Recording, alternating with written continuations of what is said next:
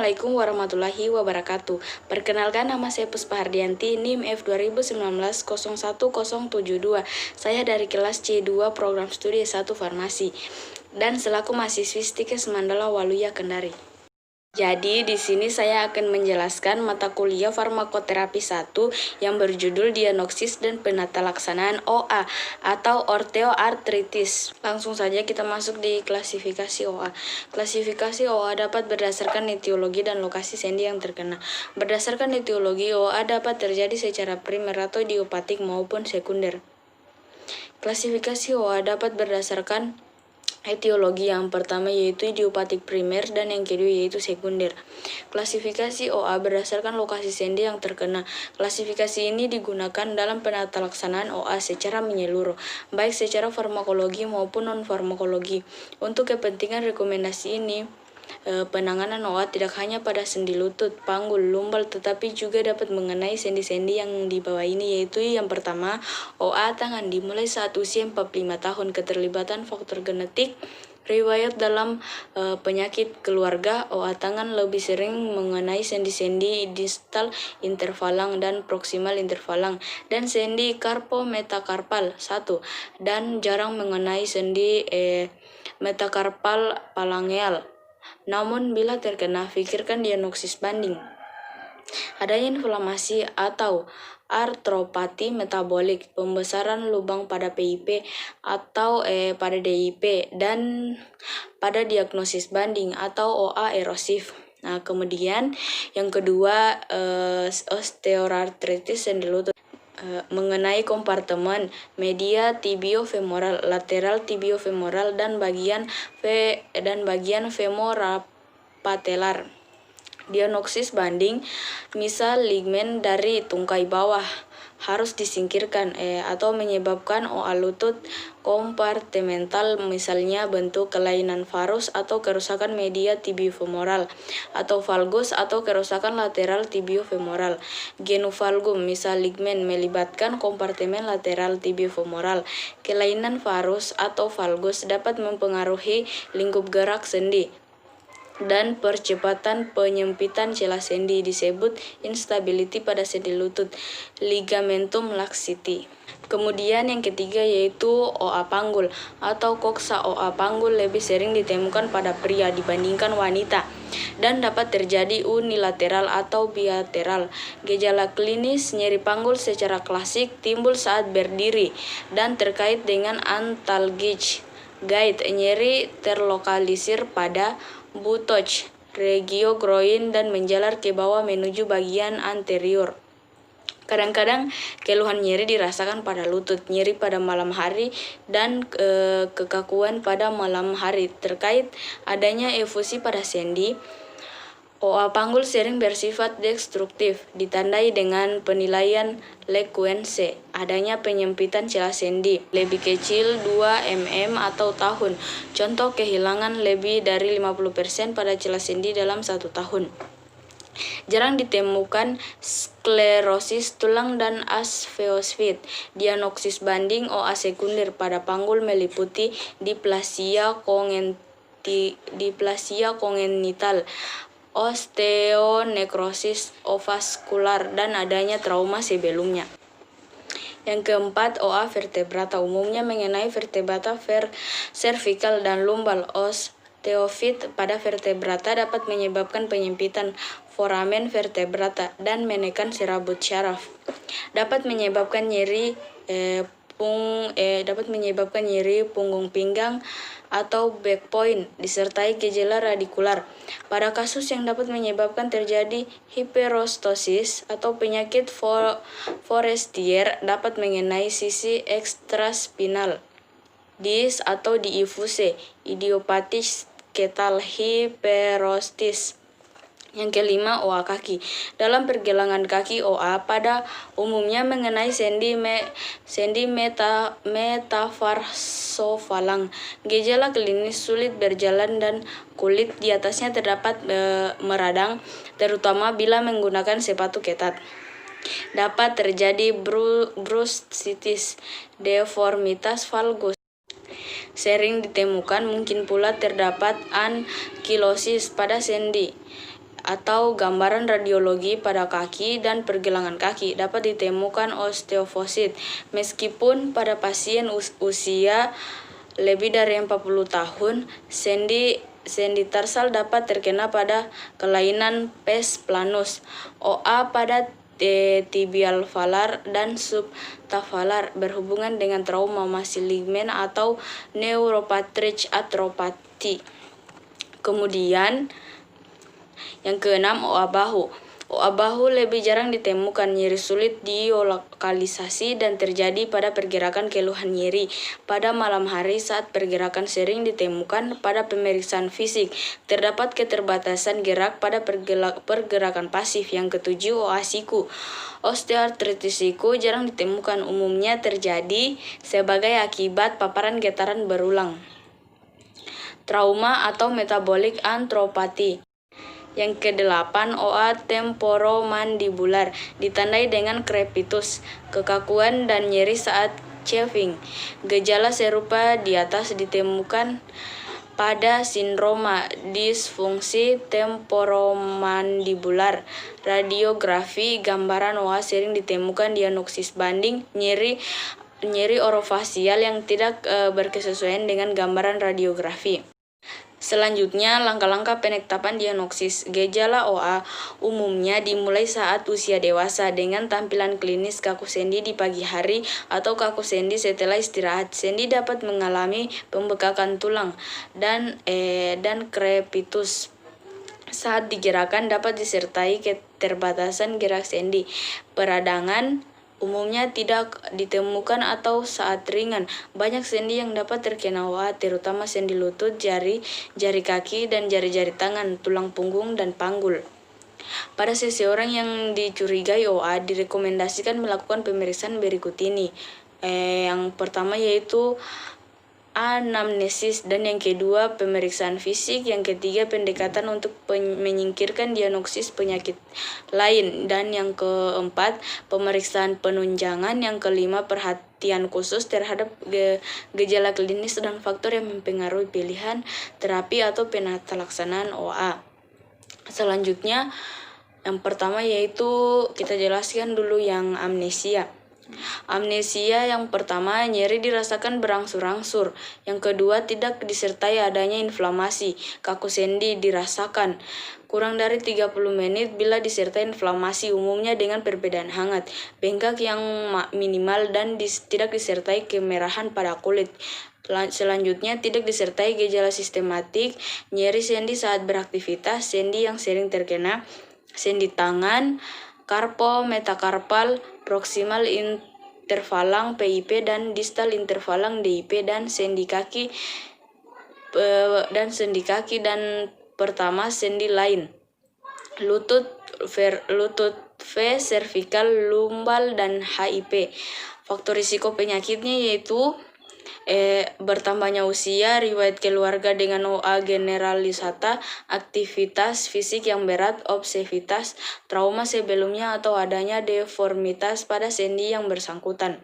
Penyakit yang menyertai sebagai pertimbangan dalam pilihan terapi: ulkus peptikun, pendarahan saluran pencernaan, penyakit liver, penyakit kardiovaskular, hipertensi, penyakit jantung, iskemik, stroke, gagal jantung, kemudian penyakit ginjal, asma bronkialis terkait penggunaan aspirin atau wines, depresi yang menyertai.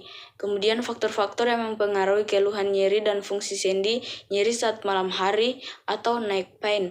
Yang pertama yaitu gangguan pada aktivitas sehari-hari. Yang kedua, kemampuan berjalan. Yang ketiga, lain-lain, risiko jatuh, isolasi sosial atau depresi. Kemudian gambaran nyeri dan derajatnya, skala nyeri yang dirasakan pasien. Lalu pemeriksaan fisik. Yang pertama yaitu tentukan BMI-nya. Perhatikan gaya berjalan atau pincang-pincang. Adakah kelemahan, astrofi otot, tanda-tanda inflamasi atau efusi sendi, lingkup gerak sendi, ROM. Nyeri saat pergerakan atau nyeri di akhir gerakan, crepitus, deformitas atau bentuk sendi berubah, gangguan fungsi atau keterbatasan gerak sendi, nyeri, tekanan pada sendi, dan periatikular, penonjolan tulang, atau pembengkakan jaringan lunak, instabilitas sendi. Yang ketiga yaitu pendekatan untuk menyingkirkan diagnosis lain. Adanya infeksi, adanya fraktur, kemungkinan keganasan, kemungkinan artritis reumatoid. Yang kemudian diagnosis banding yang menyerupai penyakit osteoartritis. Yang pertama yaitu inflammatory arthropathies, artritis kristal. Yang ketiga yaitu bursitis. Kemudian sindroma nyeri pada soft tissue. Yang kemudian lagi nyeri perjalanan dari organ lain dan penyakit lain dengan manifestal arthropati, penyakit neurologi, metabolik, dan lain-lain. Kemudian yang keempat yaitu pemeriksaan penunjangan. Pemeriksaan penunjangan tidak ada pemberian khusus untuk mendiagnosis OA. Pemeriksaan darah membantu menyingkirkan diagnosis lain dan monitor terapi. Pemeriksaan radiologi dilakukan untuk klasifikasi diagnosis atau merusak ke Arthropoide. Kemudian perhatian khusus terhadap gejala klinis dan faktor yang mempengaruhi pilihan terapi atau penata laksanaan OA. Yang pertama yaitu disingkirkan diagnosis banding. Yang kedua, pada kasus dengan diagnosis yang meragukan, sebaiknya dikonsulkan pada ahli reumatologi untuk menyingkirkan diagnosis lain yang menyerupai OA. Umumnya dilakukan astrosentesis diagnosis. Kemudian tentukan derajat nyeri dan fungsi sendi. Lanjut, perhatikan dampak penyakit pada status sosial seseorang. Perhatikan tujuan terapi yang ingin dicapai, harapan pasien, mana yang lebih disukai pasien, bagaimana respon pengobatannya. Lalu faktor psikologis yang mempengaruhinya. Untuk kepentingan penyeragaman diagnosis, maka senyawa dipergunakan acuan berupa klasifikasi diagnosis berdasarkan kriteria CR berikut ini. Klasifikasi diagnosis osteoartritis berdasarkan kriteria American College of Rheumatology atau ACR. Klasifikasi diagnosis OA lutut ICD sampai 10 kode M17. Pertama yaitu berdasarkan kriteria klinis, nyeri sendi lutut dan paling sedikit 3 dari 6 kriteria di bawah ini. 1. Krepitus saat gerakan aktif. 2. Kaku sendi lebih 30 menit. Ketiga, umur kurang 50 tahun. Yang keempat, pembesaran tulang sendi lutut. Yang kelima, nyeri tekan tepi tulang. Yang keenam, tidak terbahak hangat pada sinovium sendi lutut, sensitivitas 95% dan spesifisitas 69%. Lalu berdasarkan kriteria klinis dan radiologis, nyeri sendi lutut dan adanya pes teofit dan paling sedikit 1 dari 3 kriteria di bawah ini. Yang pertama, kaku sendi lebih dari 30 menit, umur kurang dari 50 tahun, krepitus pada gerakan sendi aktif sensitif 91% dan spesifitas 86%. Lanjut kemudian, berdasarkan kriteria klinis dan laboratoris, nyeri sendi lutut dan paling sedikit 5 dari 9 kriteria berikut ini. Usia kurang dari 50 tahun, kaku sendi lebih dari 30 menit, krepitus pada gerakan aktif, nyeri tekan tepi tulang, pemberian tulang, tidak teraba hangat pada sinovium sendi terkena. LED lebih 40 mm atau per jam, RF lebih dari 1/40. Analisis cairan sinovium sesuai OA. Sensitivitas 92% dan spesifitas 75%. Kemudian kita masuk di kriteria diagnosis OA tangan ICD 10 kode M18. Berdasarkan klinisnya, nyeri, ngilu atau kaku pada tangan dan paling sedikit 3 dari 4 kriteria di bawah ini. 1. Pembengkakan jaringan keras dari 2 atau lebih sendi-sendi tangan di bawah ini. Sendi distal intervalang kedua dan ketiga, sendi proksimal intervalang kedua dan ketiga, dan sendi pertama karpofalangan falang kedua tangan. tangan. Yang kedua, pembengkakan jaringan keras dari 2 atau lebih sendi distal interfalang 3, kurang dari 3 pembengkakan sendi metakarpofalang. 4. Deformitas sedikitnya pada 1 dan dari 10 sendi tangan pada kriteria 2 di atas. Sensitivitas 92% dan spesifitas 98%.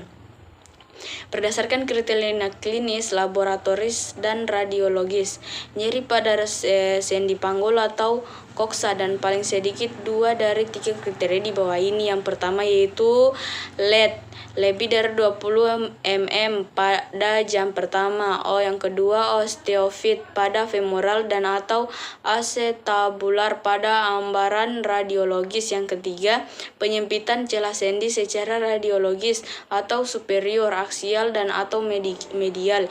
Sensitivitas 89% dan spesifitas 91%. Lanjut slide berikutnya yaitu penyulit osteoartritis. Pada dasarnya, penyulit yang timbul tergantung dari sendi mana yang mengalami OA serta kelainan lokasi dan arah kelainan tersebut. Penyulit tersebut bisa diakibatkan berbagai patologi. Beberapa di antaranya adalah efusi sinovial, osteofit, dan degenerasi jaringan sekitar sendi. Kerusakan sendi pada OA dapat mengakibatkan malignan dan subklasi. Penyempitan celah sendi asimetris mengakibatkan varos atau valgus. Ankilosis jarang terjadi pada OA, dapat mengenai sendi sakro, ilica, dan simfisis. Fragmentasi permukaan sendi yang terjadi berupa debresis pada cavum sinovial atau astrochodral bodies yang tetap melekat pada permukaan sendi asalnya. Pada sendi lutut, efusi sinovial dapat menyebabkan dan timbulnya kista Baker pada fossa popliteae. Kemudian penyulit perlu diperhatikan pada osteoartritis. Kemudian maligmen.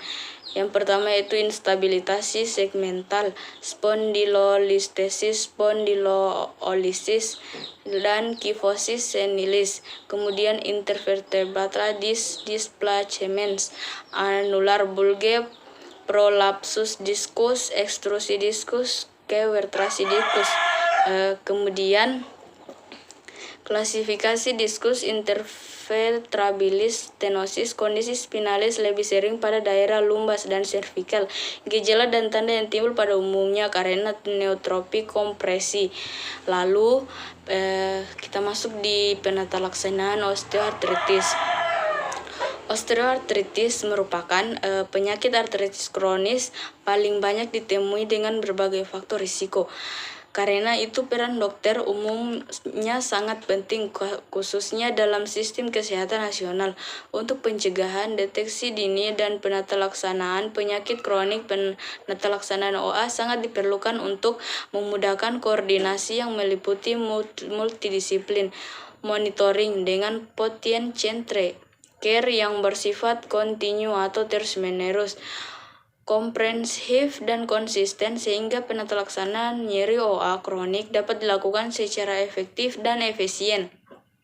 Tujuannya yaitu yang pertama, 1. Untuk mengurangi atau mengendalikan nyeri. Yang kedua, mengoptimalkan fungsi gerak sendi. Yang ketiga, mengurangi keterlibatan aktivitas fisik sehari-hari, ketergantungan kepada orang lain, dan meningkatkan kualitas hidup. Yang keempat, menghambat progresivitas penyakit. Yang kelima, mencegah terjadinya komplikasi.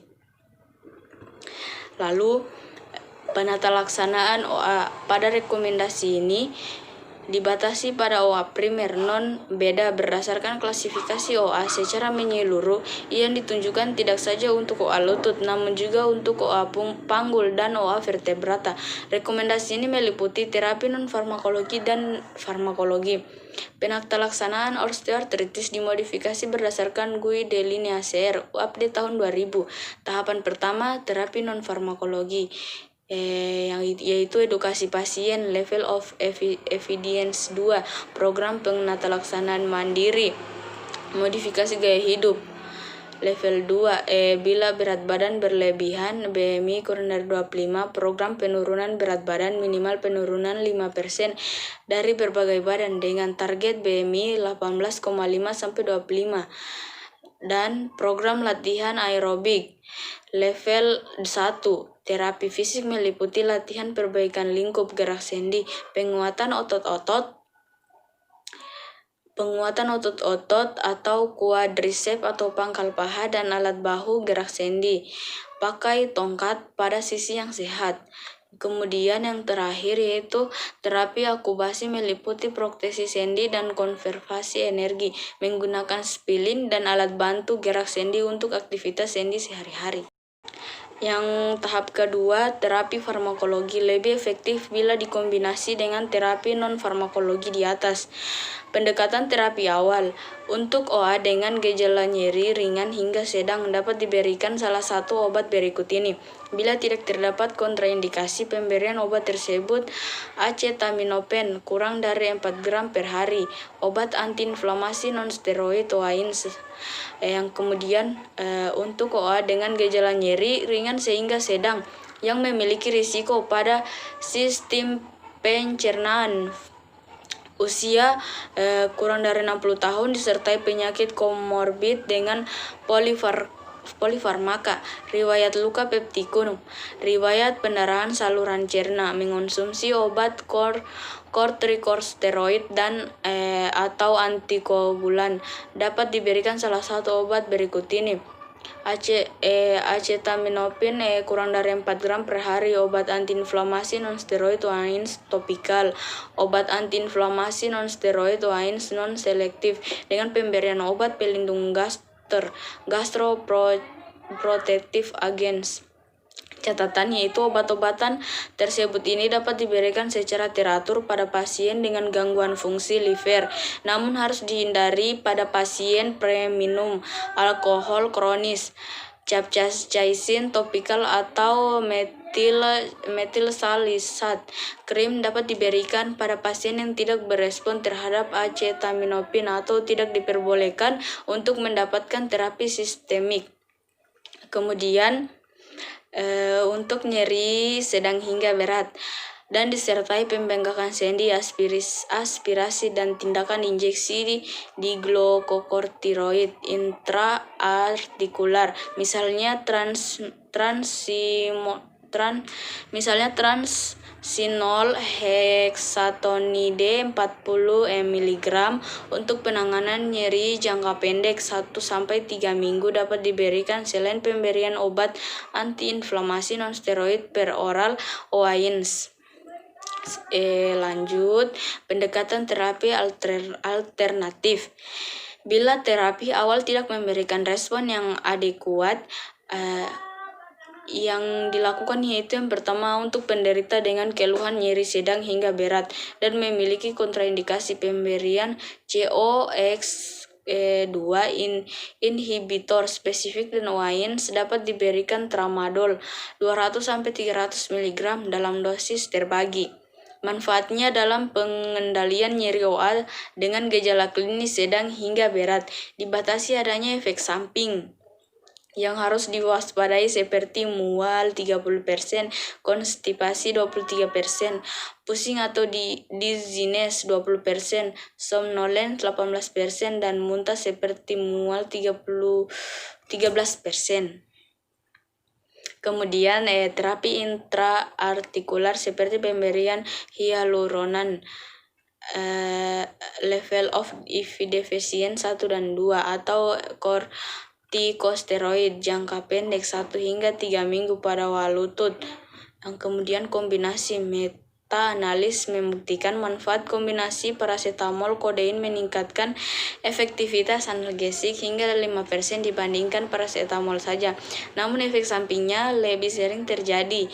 Lebih berdasarkan pengalaman klinis, bukti-bukti penelitian klinis menunjukkan kombinasi ini efektif untuk non-cancer related point. Kemudian injeksi intraartikular atau intralesi. Injeksi intraartikular apapun periartikular bukan merupakan pilihan utama dalam penanganan osteoartritis. Dengan pertimbangan yang sebaiknya melakukan tindakan adalah dokter ahli reumatologi atau dokter ahli penyakit dalam dan dokter ahli lain yang telah mendapatkan pelatihan. Yang pertama yaitu kortikosteroid.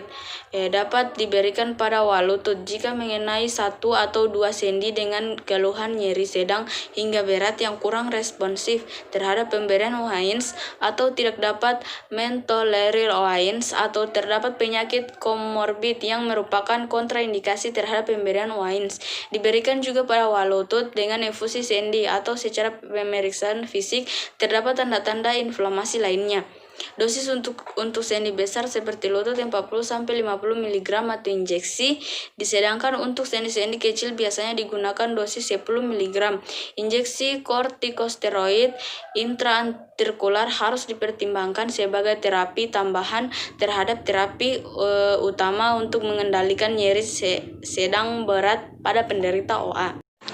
Yang kedua, viskosuplemen hyaluronan. Terdapat 2 jenis hyaluronan di Indonesia, yaitu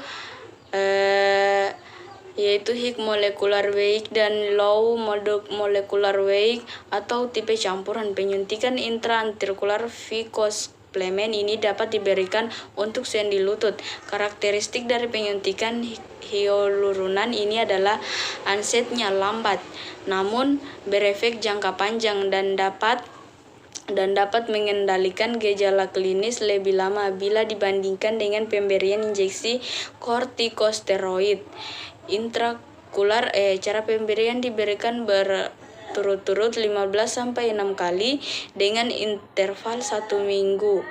2-2,5 mili hyaluronan untuk jenis low molecular weight 1 kali, untuk jenis high molecular weight 2 kali pemberian dengan interval 1 minggu untuk jenis tipe campuran. Teknik penyuntikan harus diaseptik, tepat dan benar. Kalau tidak, dapat timbul berbagai penyulit seperti artritis septik, nekrosis jarang dan abses steril. Perlu diperhatikan faktor alergi terhadap unsur atau bahan dan hyaluronan, misalnya harus dicari riwayat alergi terhadap telur.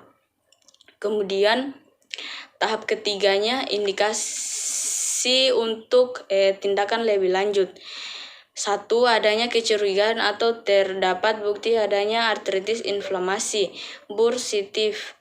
Fusi sendi memerlukan fungsi atau aspirasi diagnostik dan terapeutik. Rujuk ke dokter ahli reumatologi atau badan ortopedi. Kedua, adanya kecurigaan atau terdapat bukti artritis infeksi merupakan kasus gawat darurat, risiko spesies tinggi, pasien harus dirawat di rumah sakit. Kemudian segera rujuk ke dokter bedah ortopedi pada pasien dengan gejala klinis OA yang berat, gejala nyeri menetap atau bertambah berat setelah mendapat pengobatan yang standar sesuai dengan rekomendasi baik secara non-farmakologi dan farmakologi, gagal terapi konvensional. Kemudian pasien yang mengalami keluhan progresif dan mengganggu aktivitas fisik sehari-hari. Kemudian keluhan nyeri mengganggu kualitas hidup pasien, menyebabkan gangguan tidur, kehilangan kemampuan hidup mandiri, timbul gejala atau gangguan psikiatrik karena penyakit yang dideritanya. Kemudian deformitas varus atau valgus kurang dari 15 hingga 20 derajat pada lutut, sublokasi lateral, ligamen atau diskulasi, rekonstruksi tingkat medial distal patellar ligamen, lateral relaksasi. Kemudian gejala mekanik yang berat atau gangguan berjalan atau giving way, lutut terkunci atau locking, tidak dapat jongkok atau inability to squat. Tanda adanya kelainan struktur sendi seperti trobekan meniskus. Untuk rekomendasi IRA untuk diagnosis dan penata laksanaan osteoartritis, kemungkinan tindakan antrokopi atau tindakan unikompartemental. Lanjut, kemudian operasi penggantian sendi lutut, medial uniportomental patellofemoral anterolateral unikompartemental pada pasien dengan nyeri sendi pada malam hari yang sangat mengganggu, kekakuan sendi yang berat, kemudian mengganggu aktivitas fisik sehari-hari. Lanjut, evaluasi efek terapeutik dan efek samping obat. Evaluasi efek terapeutik, yang pertama yaitu Laquen's Index, yang kedua Womack's Index, selanjutnya evaluasi efek samping obat. Paracetamol, hepatotoksitas, opioid, nausea, vomitus, konstipasi, retensio urin, mental confusion, drowsiness, dan depresi pernapasan. Efek samping obat antiinflamasi non-steroid OAINS, gastroenteropati, dispepsia, uselari, pendarahan dan kematian. Faktor risiko yang dapat meningkatkannya riwayat tikus sebelumnya, pendarahan gastrointestinal, dispepsia, intoleransi terhadap OAINS sebelumnya, pemakaian steroid, antikoagulan, morbiditas, pemakaian lebih dari satu jenis OAINS, merokok, peminum atau alkohol. Kemudian kardiovaskular dan ginjal dapat berupa hipertensi, gagal jantung kongestif, gagal ginjal, hiperkalemia, faktor risiko yang meningkatkan dan kemungkinan terjadinya gangguan ginjal. Lampiran 1, derajat beratnya penyakit osteoartritis lutut dan HIP berdasarkan indeks Laquen's berdasarkan aspek klinis saja. Penilaian indeks Laquen's untuk derajat beratnya penyakit OA lutut digunakan untuk pertimbangan pemilihan jenis terapi yang efektif. Indeks Laquen's ini terbagi dalam 3 kategori. 1, keluhan nyeri atau ketidaknyamanan. Yang kedua, jarak tempuh maksimal dalam berjalan, distance walk. Yang ketiga, kemampuan beraktivitas fisik sehari-hari. Derajat berat penyakit osteoartritis berdasarkan indeks Laquen's kalkulasi terhadap ketiga parameter. Interpretasi minimal nilai dari setiap parameter 0, maksimal nilai dari setiap parameter 8, minimal nilai dari indeks Laquen's 0, maksimal nilai dari indeks Laquen's 24. Jadi itulah materi yang bisa saya sampaikan. Lebih dan kurangnya mohon dimaafkan. Saya akhiri dengan ucapan wabillahi taufiq wal hidayah. Wassalamualaikum warahmatullahi wabarakatuh.